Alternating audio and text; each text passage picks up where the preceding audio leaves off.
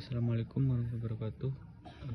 Perkenalkan, kami dari kelompok 3 akan memaparkan materi yang akan kami bawa. Sebelumnya anggota dari kelompok 3 ada saya sendiri, yaitu Gilang Maulana Ibrahim, dan ada Aulia Pratama, dan juga ada Khaironisa Fitri.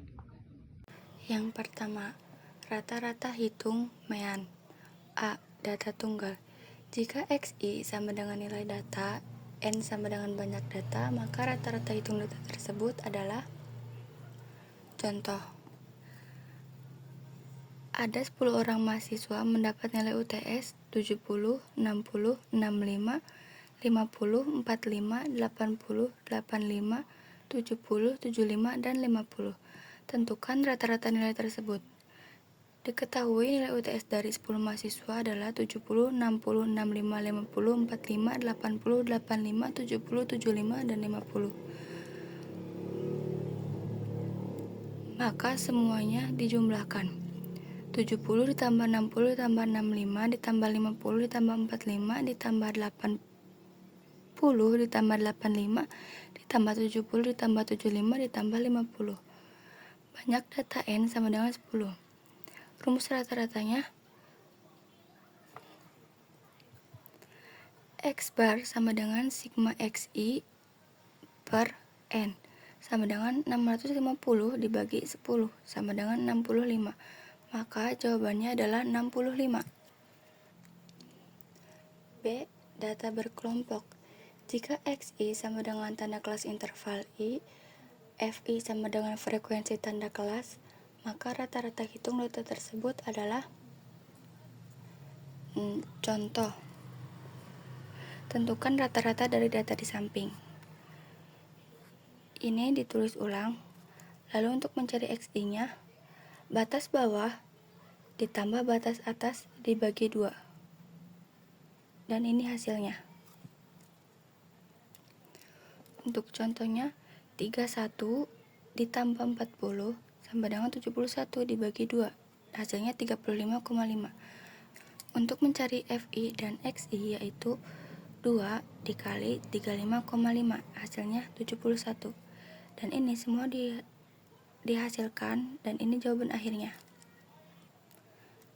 Untuk rumusnya, X bar sama dengan sigma FI XI per sigma FI sama dengan 6,070 per 80, hasilnya 75,875. Tetapi ini dibulatkan menjadi 75,88. Menentukan rata-rata dengan cara sandi. Jika X0 sama dengan tanda kelas dengan sandi 0, P sama dengan panjang kelas, FI sama dengan frekuensi sandi, CI sama dengan sandi kelas interval, maka rata-rata hitungnya adalah, ini contohnya. Ini ditulis ulang. Lalu langkah pertama, tentukan titik tengah XI untuk setiap kelas.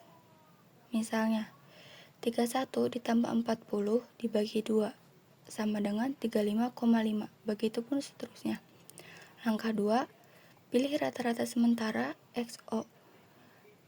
Pilih titik tengah dari kelas dengan frekuensi jumlah mahasiswa tertinggi. Di sini, kelas 71 sampai 80 memiliki frekuensi tertinggi, yaitu 24. Jadi, XO sama dengan 75,5. Yang ketiga, tentukan panjang kelas. Selisih antara batas bawah kelas yang berurutan. Misalnya, 41 dikurangi 31 sama dengan 10. Yang keempat, hitung nilai sandi atau UI menggunakan rumus UI sama dengan XI dikurangi X0 dibagi C, atau 35,5 dikurangi 75,5 dibagi 10, hasilnya min 4. Lalu simpan di sini. Begitupun sampai akhir.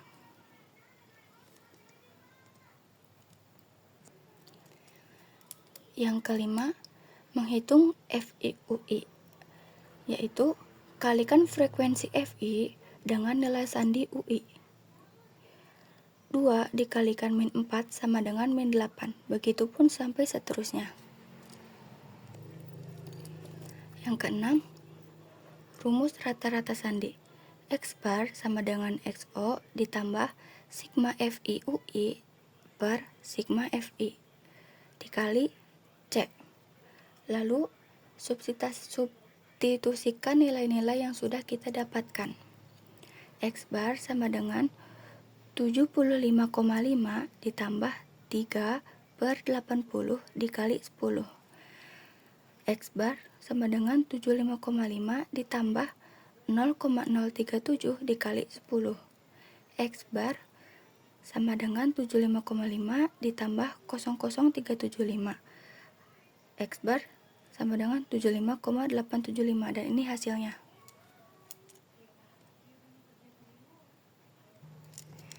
Yang kedua, modus. Modus adalah fenomena yang paling sering terjadi pada data kuantitatif ditentukan dengan frekuensi terbanyak di antara data tersebut. A. Data tunggal. Contohnya, terdapat sampel dengan nilai-nilai data 12, 34, 14, 34, 28, 34, 34, 28, 14. Tentukan modus dari data di atas.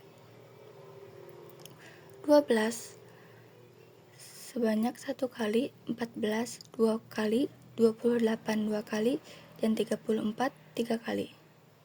Jadi, jawaban yang paling sering muncul adalah modus ke-34. B.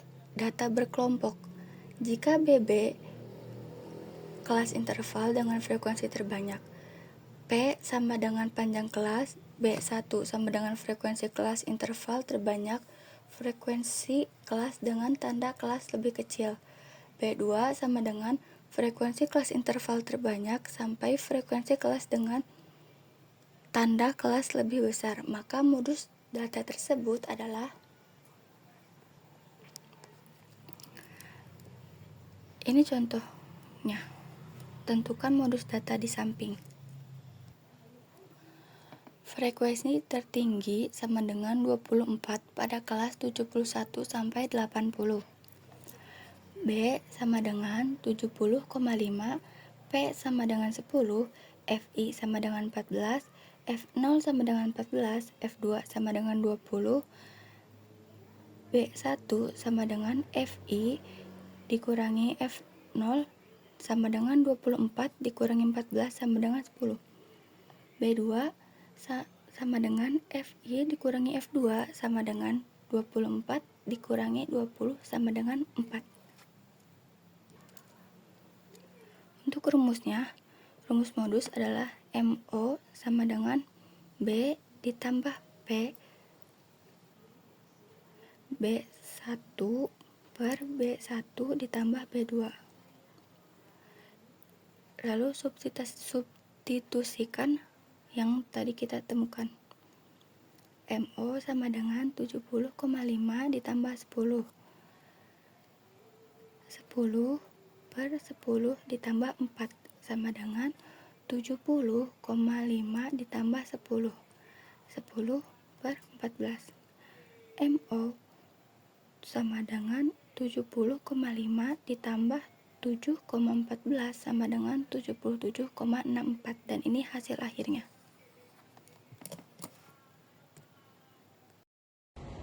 Selanjutnya yang ketiga, median. Median adalah data yang terletak di tengah apabila data-data tersebut diurutkan. Data tunggal. Contoh, sampel dengan data 4, 12, 5, 7, 8, 10, 10. Median data ini adalah 8. Sampel dengan data 12, 7, 8, 14, 16, 19, 10, 8. Median data ini adalah 11. B. Data berkelompok. Jika B sama dengan BB kelas median, P sama dengan panjang kelas median, N sama dengan banyak data, F besar sama dengan jumlah semua frag dengan tanda kelas lebih kecil dari kelas median. F kecil sama dengan frag kelas median. Maka median data tersebut adalah contoh. Tentukan median dari data di samping. Nilai ujian X banyak mahasiswa F 31 sampai 42, 41 sampai 53, 51 sampai 65, 61 sampai 70, 14, 71 sampai 80, 24, 81 sampai 90, 20, 91 sampai 100, 12. Jumlah 80. Langkah-langkah.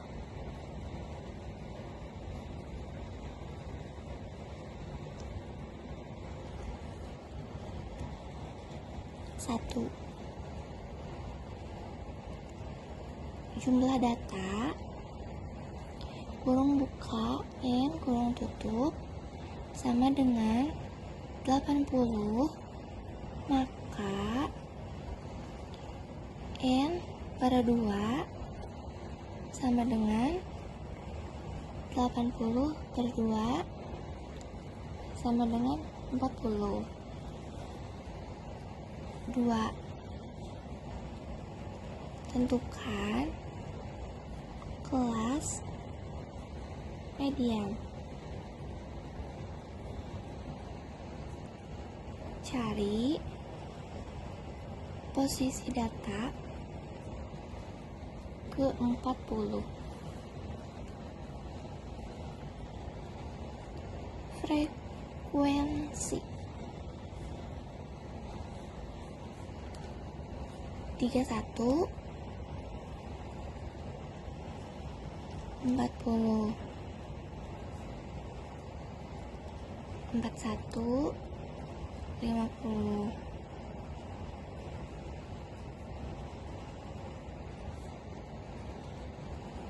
51, 60,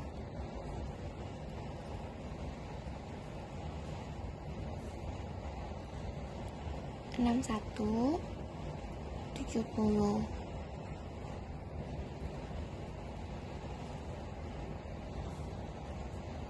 71, 80.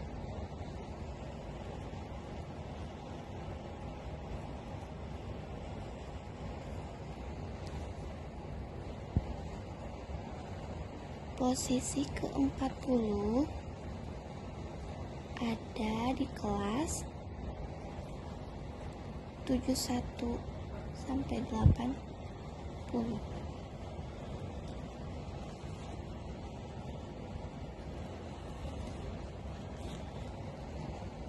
3.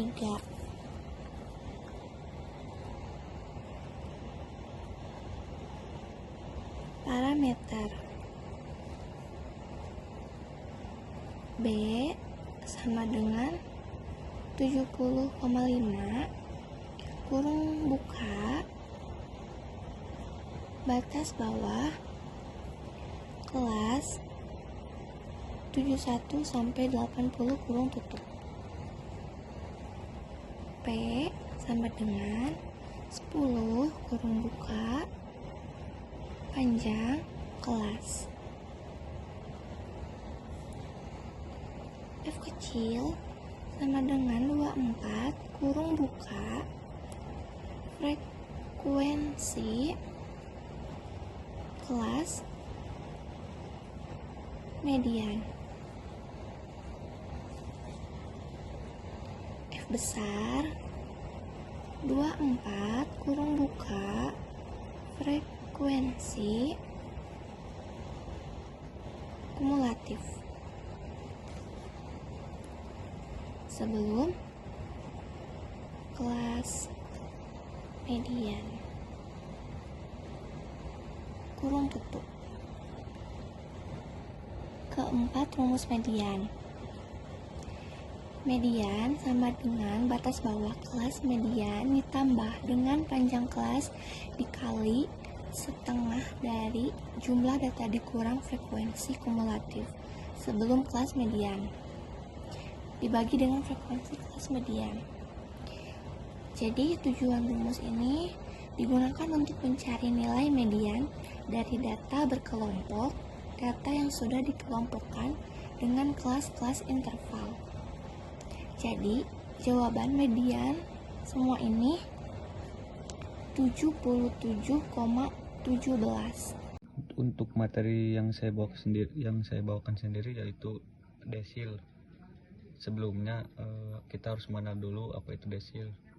Desil adalah ukuran pemusatan data yang membagi sekumpulan data yang sudah diurutkan menjadi 10 bagian yang sama besar. Dengan kata lain, desil membagi data menjadi 10 kelompok yang masing-masing mewakili 10% dari data tersebut. Seperti ada contoh di bawah ini D6. Kita harus mencari dulu D6-nya yaitu 60 dan TB-nya 40,5. TB yang tadi diterapkan pada rumus yaitu seperti ini dan akan menghasilkan D6 yaitu 46,18 dan begitupun D8 dan D selanjutnya. Lalu materi selanjutnya yaitu persentil. Persentil sendiri dalam statistika adalah ukuran pemusatan data yang membagi data yang telah diurutkan menjadi 100 bagian yang sama besar. Nah, jadi persentil itu menunjukkan posisi relatif suatu nilai dalam distribusi data. Contohnya seperti ketika kamu punya data nilai ujian dari 100 siswa dan ada salah satu siswa yang berada di persentil ke 80. Nah, itu berarti bahwa nilai siswa tersebut lebih tinggi daripada 80 siswa lainnya. Lalu untuk contoh penerapan dalam rumusnya seperti ini yang bisa kita pahami bersama. Sebenarnya dalam rumus tidak ada bedanya dengan desil atau hampir mirip lah.